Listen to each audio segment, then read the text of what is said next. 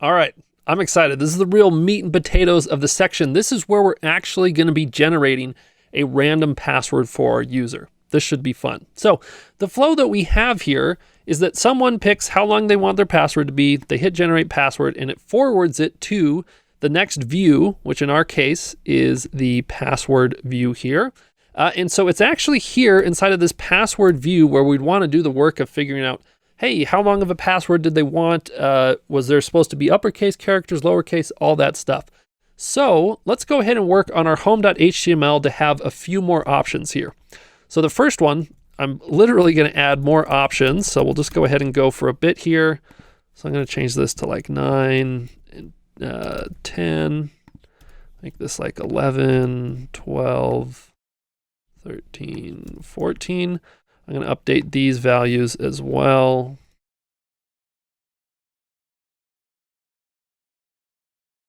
Okay. So now our user is going to have a lot of different options for choosing the length of their password. So let's go ahead and save this, go back to the home page, and look at this. We got a lot of options. Now, it's known that the longer password you have, the more secure it is. It's harder for someone to guess that password and break into your account. So we don't want the default number here to be 6, actually. We want it to be something much higher. So maybe we don't need to go to the full 14, for example, but maybe 12's a really good option. So what we're going to do is after value, but before that ending caret, we're going to go ahead and provide the term here selected, and we're going to say selected is equal to, and then inside of some double quotes, we are going to say selected, okay? So I know it's a little weird. This is how HTML works, but if we do this and go back to our homepage, reload, you can see 12 is the default. And then, we could switch to something else, but we think that's usually probably a good length for our user when they're picking a password. Okay, so that's good, but remember, we have to let the user pick some other things like whether they want the uppercase or the lowercase. So let's learn how to do that. So remember this whole select, this is that drop down. So below that, but before our input, we want to add another input, okay? So we're going to do an input tag here, and the type of this one is going to be equal to a checkbox, okay? And we have to give a name for it, just like we gave a name of length here.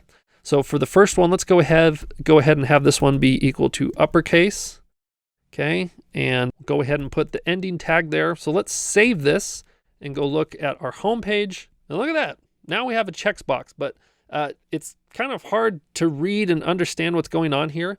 We're going to go back to our code and add what's called line breaks if you just do a BR tag like this. So I'm going to do a BR after the select. I'm going to do a BR after this. So if we put those line breaks there and we go back to Chrome and reload, look at that. Now there's one on each line. Now still, someone has no idea what this little box is for.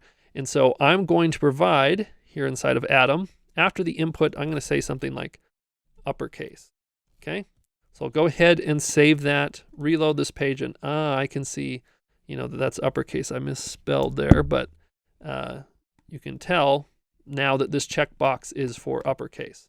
Okay, so let's add the other ones. I'm just going to go ahead and copy what we have here to add a few more inputs. So this one is going to be whether or not the user wants numbers. So we'll say capital numbers, and I'm going to put a space after this just so that it's not so close. And then this one we're going to call special, because this is going to ask them if they would like special characters. Okay, so we'll go ahead and save this, and now that we have this in place, let's see what our homepage looks like. This is pretty solid, and this is so cool. Look, if I select now uppercase and special characters, but I don't select numbers and I hit generate password, look what happens on the password page. It provides all the values from the form up top here inside of the URL. So something that's really cool about this is this format is followed on a ton of different websites. So for example, if we go to YouTube, okay, and let's go ahead and just pick a video here, jet fighters. So we'll go ahead and hit pause first. You can see at the watch here, they have ? V equals, and every YouTube video has a unique ID here. So Like there's this one, for example. If I put in a different ID there, it would go to that video. But the thing that I want to show you how you can kind of manipulate this is, let's say we got to get through the dumb ad to show you this thing. Skip that ad. Okay, now let's say I've gone to, 22 seconds in the video. If I now share this and I say, check this box to say share at, and I copy this, I paste it up in my URL, I want you to notice what we have here. So we still have watch equal or watch question mark to say there's going to be some parameters. So V is the name of the video ID. Then there's also this one that's called feature.youtube or u2.be. That must be some data stuff for YouTube. But look at this T equals to 22. That means to start the video at 22 seconds. So I could change this to be start at 56. And if I hit enter on this, look at that. It starts me at 56 seconds into the video. So now that you know this, look at any website that you're on and look and see if there's parameters up top and how you can manipulate them, and see if you can, either customize things really quickly for yourself or get into things that maybe people didn't think you'd be able to get into. There's just kind of some cool things. So anyways, I just wanted you to see that that's the case when you submit a form, that these things show up there. All right, so we're sending all this information, like we want a password that's 12 long, that it should be uppercase, and it should be special. But how do we create that password? Well, first, let's go into our project and talk about where it is that we're going to be supplying this password eventually. If we go to our views.py, it's this password view that ultimately says spit back this template that gives them that. So this is the place where we'd actually want to pass forward that password. So I'm going to do a comma here so that I can add a dictionary. And in here, I'm going to say password. Okay. And for right now, I'm just going to put in, I'm going to make a variable here that I'm going to call something like, I'll call the password. Okay. And we'll set this equal to just like testing. Okay. But I'm going to pass forward this variable inside the dictionary. So I'm going to save this. This view is now passing this dictionary forward to this template. So now inside of my password.html, I can say something like inside of an h1 tag that your password is : and that h1. And then we'll do an h2 tag here. And I'm going to now provide what the password is. Remember the two curly brackets, and I'm going to say all lowercase password. I'm going to end that h2. Okay, so we'll save this, come back, I'm going to reload this page, and look, it now says your password is, and then it says testing. Now, obviously testing is not the password, but you see where it is that, all of this is happening. It's inside of this views, particularly the password function, where we would want to generate this random password. Now, in order to generate a random password, we need to have some randomness. So we're going to import some Python code here. We're going to say import random. Okay, and this is going to allow us to create some randomness here when we're creating our password. So the first thing is we have to have some characters to pick from. So for example, the base is there should always be lowercase characters in our password.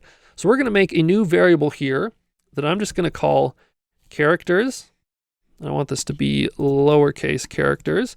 And I'm going to say that this is equal to a list of, and it's going to take a string and turn that into a list of all the different letters. So I'm just going to go A, B, C, D, E, F, G, H, I, J, K, L, M, N, O, P, Q, R, S, T, U, V, W, X, Y, and Z. Did you beat me? Are you a faster typer than me? I don't know. Okay, so what this does is it takes all these letters and puts them into individual strings and puts them into a list. So now I have that list of characters.